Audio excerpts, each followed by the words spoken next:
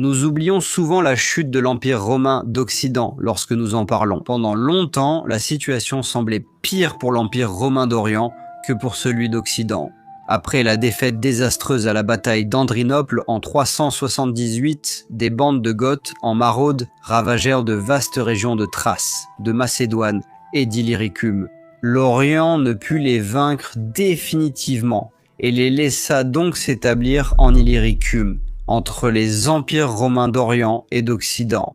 À maintes reprises, cela allait causer des problèmes, car ces envahisseurs se sont révélés très difficiles à contrôler. Après la mort de l'empereur Théodose, il y eut un immense vide de pouvoir et un grand chaos. L'Occident et l'Orient étaient alors gouvernés par deux jeunes empereurs incompétents. Alaric, le Wisigoth, fut longtemps contenu par Stilicone, le magister militum romain d'Occident, mais des intrigues politiques entre l'Orient et l'Occident empêchèrent Stilicone d'écraser Alaric. En 395, il ne put pas mettre fin une bonne fois pour toutes à la menace wisigoth, et cette menace continua donc de couver avec des conséquences brutales. Seulement un an plus tard, en 396 en l'absence de Stilicone, et avec des dirigeants de palais incompétents et des eunuques gouvernant l'Orient. Alaric envahit soudainement la péninsule du Péloponnèse sans avertissement, prenant les Romains complètement par surprise. Il a submergé la petite garnison des Thermopyles et est entré sans encombre dans la péninsule du Péloponnèse. Les grandes cités de l'Antiquité, Corinthe, Argos et même Sparte, furent envahies et mises à sac. On ne sait pas grand-chose sur les pertes humaines lors de cette invasion assez méconnue, ni combien de magnifiques œuvres d'art ont été détruites. Mais on peut imaginer que cela a dû être vraiment dévastateur.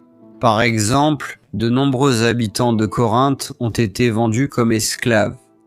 C'est à la suite de cette destruction, sous le règne de l'empereur Théodose II, que la décision a été prise de sceller la péninsule depuis le nord. Alors que des fortifications à travers l'isthme existaient sous diverses formes depuis les guerres perses de l'Antiquité. Le nouveau projet devait être d'une ampleur jamais vue auparavant dans la région. La construction a probablement commencé au début du vieux siècle, possiblement vers 410 ou 420 après J.C. En réponse directe à la menace persistante des invasions barbares, cette immense fortification défensive devint connue sous le nom d'Hexaméon, le mur des 6000. Et, bien sûr, nous savons que les Romains d'Orient aimaient vraiment leurs murailles. Les murailles théodosiennes de Constantinople, par exemple, étaient absolument cruciales pour défendre la capitale. Elles ont aidé l'Empire romain d'Orient à survivre bien plus longtemps qu'il ne l'aurait fait sans ces murailles. L'empereur Anastase fit aussi construire une fortification impressionnante mentionnée dans cette vidéo. L'ingénierie de l'Hexamélion était un témoignage à la fois du désespoir et de la détermination de l'Empire romain d'Orient. S'étendant sur environ 7700 mètres, soit un peu moins de 8 km, à travers le point le plus étroit de l'isthme, le mur allait des rives du golfe de Corinthe à l'ouest jusqu'au golfe Saronique à l'est. Ce n'était pas simplement un mur, mais un système défensif complexe. Si l'histoire romaine vous passionne, et si vous souhaitez acheter un objet pour vous-même ou pour offrir à quelqu'un, alors vous devriez envisager la boutique Senatus Populusque Romanus. La structure a été construite avec un noyau de gravats et de mortier, recouvert de pierres taillées afin d'ériger le mur rapidement et à moindre coût. Les bâtisseurs ont eu recours à une spoliation massive, c'est-à-dire à la pratique consistant à dépouiller des monuments existants pour en récupérer les matériaux de construction. Le magnifique et splendide sanctuaire de Poséidon à Isthmia, autrefois lieu des jeux panhelléniques, isthmiques et joyaux de l'architecture grecque, a été systématiquement démantelé. Ces majestueuses colonnes de marbre ont été découpées en disques pour former des noyaux de gravats. Ces architraves et ces bases inscrites ont été enfoncées dans le mortier pour servir de fondation. Les dieux de l'ancien monde ont littéralement été enterrés pour sauver le peuple du nouveau. C'est une ironie de l'histoire que la destruction des anciens temples et œuvres d'art ait été réalisée de façon bien plus radicale par les Romains eux-mêmes que par les envahisseurs germaniques. Sous Alaric, le mur a été fortifié avec 153 tours espacées à intervalles réguliers pour permettre des champs de tir croisés aux archers. Ces tours servirent de contreforts, de dépôts de stockage et de quartiers d'habitation pour les garnisons. Au nord du mur, un large fossé profond a été creusé, bordé de maçonnerie pour prévenir l'érosion et bloquer les tunnels. Les portes principales étaient fortement fortifiées, la plus remarquable étant celle d'Examilia, traversée par la route d'Athènes à Corinthe. À son apogée, le mur atteignait 8 mètres de haut et faisait environ 3 mètres d'épaisseur. Une barrière redoutable conçue pour arrêter les charges de cavalerie et même les engins de siège. Il est intéressant de noter cependant que les habitants étaient apparemment assez opposés à la construction du mur. Par exemple, des graffitis ont été découverts gravés sur une pierre d'une des tours de défense, se moquant de l'incapacité du mur à défendre contre les attaques venant de la mer.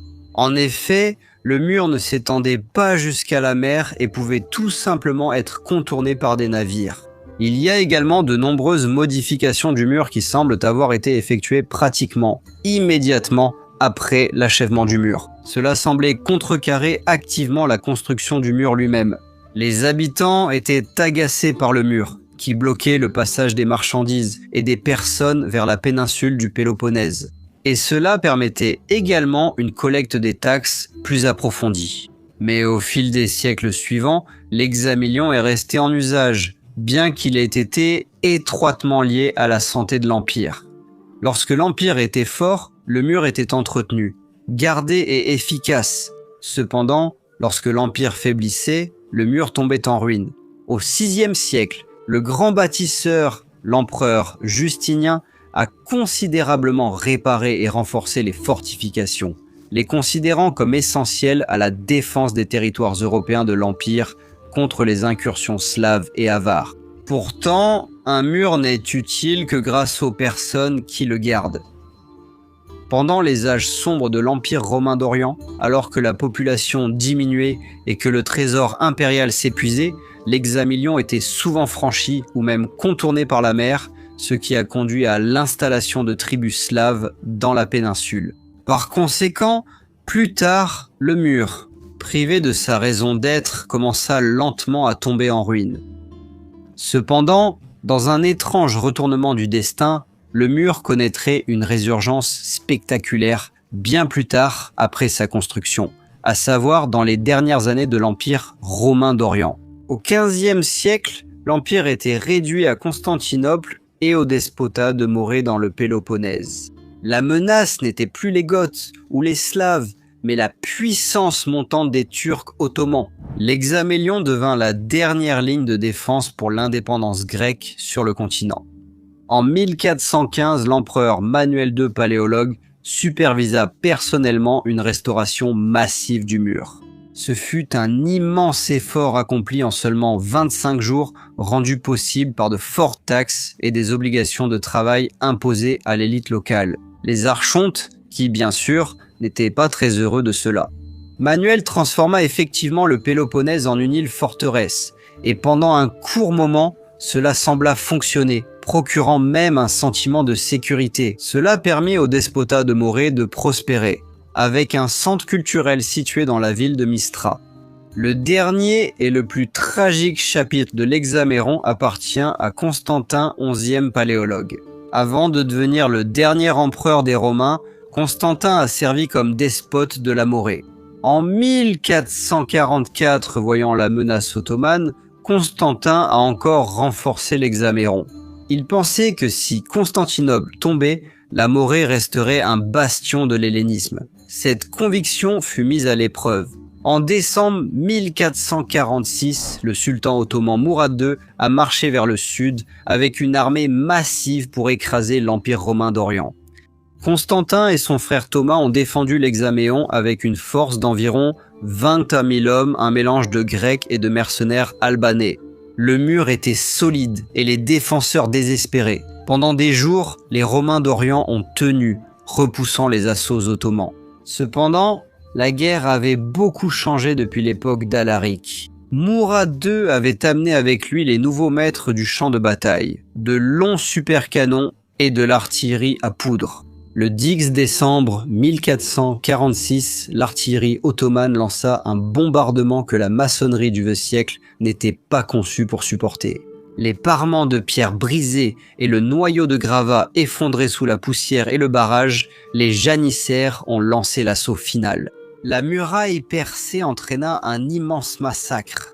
Les défenseurs furent défaits et les Ottomans envahirent le Péloponnèse, ravageant la campagne comme Alaric 1000 ans plus tôt.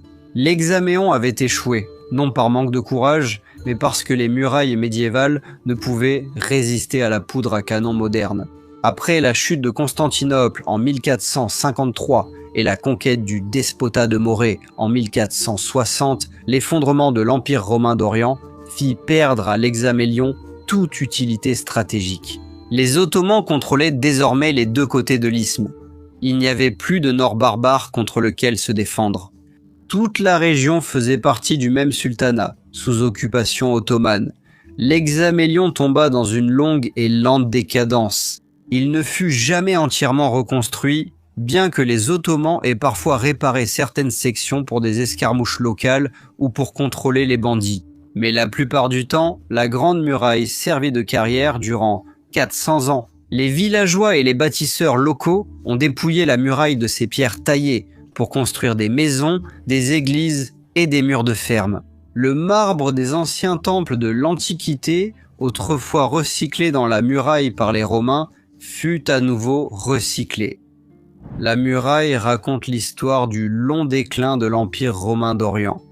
Tout commença en réaction à l'invasion brutale d'Alaric dans le Péloponnèse en 396, et elle devint le bouclier de la Morée sous Justinien, puis servit de dernier espoir de l'hellénisme sous la dynastie des Paléologues. Son échec en 1446 marqua la transition définitive de l'ère des fortifications à celle de la poudre à canon. Elle demeure aujourd'hui comme un témoignage silencieux du désir humain persistant de sécurité dans un monde chaotique et de l'échec inévitable de la pierre à retenir le flot de l'histoire. Merci de votre attention, amis de l'histoire romaine. Un merci tout particulier à nos membres Patreon et YouTube, car c'est grâce à vous que je continue encore à réaliser des vidéos sur cette chaîne. Merci infiniment. Et si vous souhaitez en savoir plus sur l'autre mur de fortification assez méconnu des Romains d'Orient, le mur d'Anastase, vous pouvez regarder cette vidéo dans le coin supérieur droit. Pour en savoir plus sur Constantinople, regardez l'autre vidéo en bas à droite. Merci à tous les amis de l'histoire romaine. Gracias, Tibiago et Benevalit.